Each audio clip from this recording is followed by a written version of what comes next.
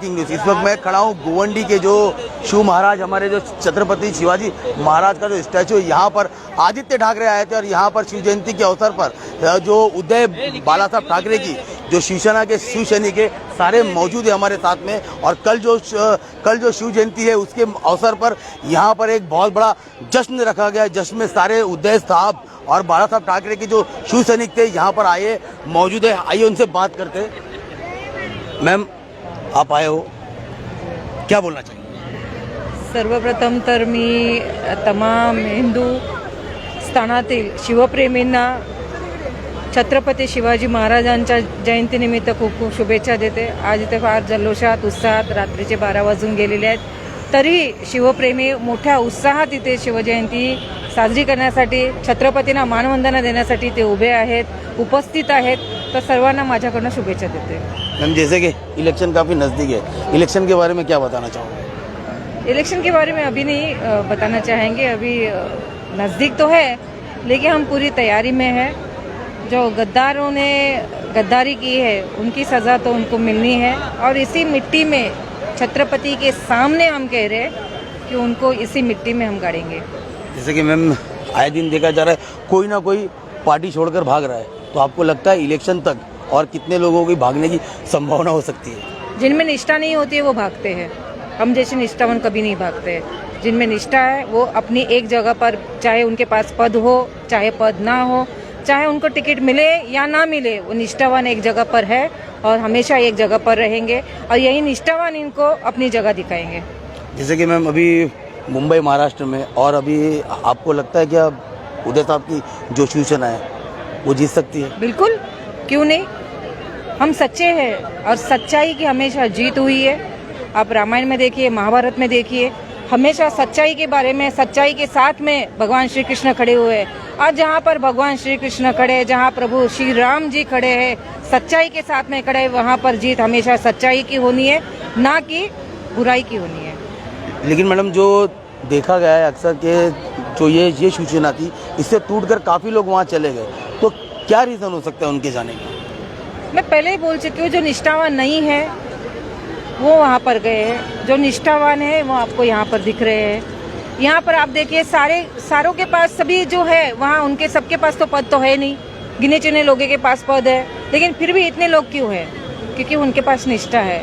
जो गए हैं वो उनकी अपनी कुछ मजबूरी हो सकती है, ऐसे वो कहते हैं कि हम मजबूरी में गए, लेकिन सबको पता है उन्होंने जो गद्दारी की है अपने खुद के बचाव के लिए की है, और निष्ठावानों की संख्या हमारे पास ज़्यादा है, गद्दारों को उनका जो है वो मिलने वाला है।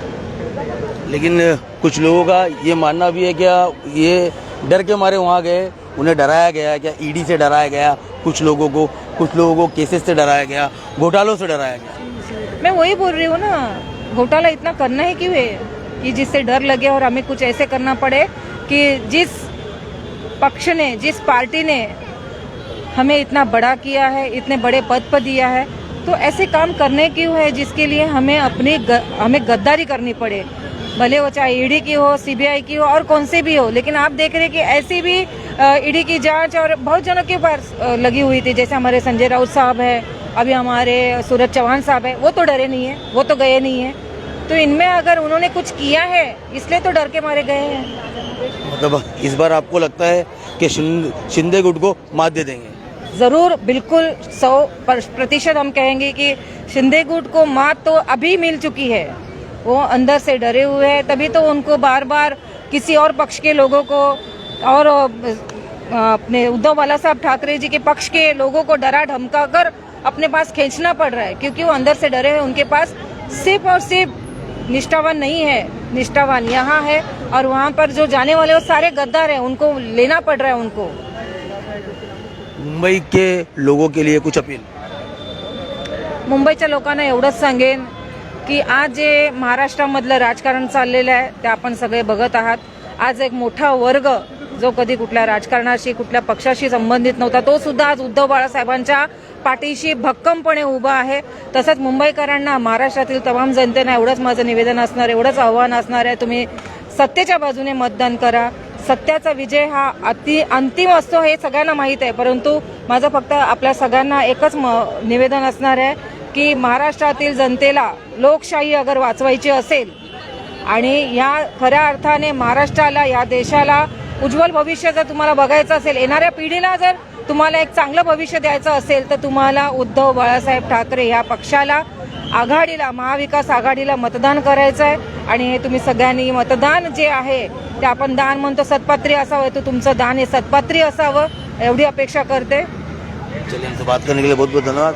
तो इन्होंने ये साफ तौर पे कहा है कि आने वाले वक्त में, आने वाले इलेक्शन में शिंदे गुट को मात दी जाएगी, क्योंकि जो इनके साथ है, जो इनके साथ नहीं है वो गद्दार है, वो भाग चुके, लेकिन जो इनके साथ है वफादार है. और वो पूरी मेहनत से ये कोशिश करेंगे कि उद्धव साहब की जो शिवसेना है उसको जिताए. अब देखना ये है कि इलेक्शन में क्या नतीजा निकलता है. फिलहाल इलेक्शन काफ़ी दूर है, लेकिन यहाँ पर आप देख सकते हो काफ़ी जश्न के तौर पर इन लोगों ने यहाँ पर रखा है. कल छत्रपति शिवाजी महाराज की जो जयंती है पूरे मुंबई में जोरों शोर से मनाई जाएगी, लेकिन आज 12 बजे के बाद यहाँ पर उनका अभिषेक किया गया, उनको हार चला गया. और यहाँ पर खुद आदित्य ठाकरे आए थे और आकर यहाँ पर लोगों से मिले, लोगों से मिल के उनको आश्वासन दिया कि जो उद्धव साहब की जो सूचना है वो महाराष्ट्र में थी, है और रहेगी, और उसी की जीत होगी. ऐसे और अपडेट के लिए जुड़े रहिए मेरे साथ. आरिफ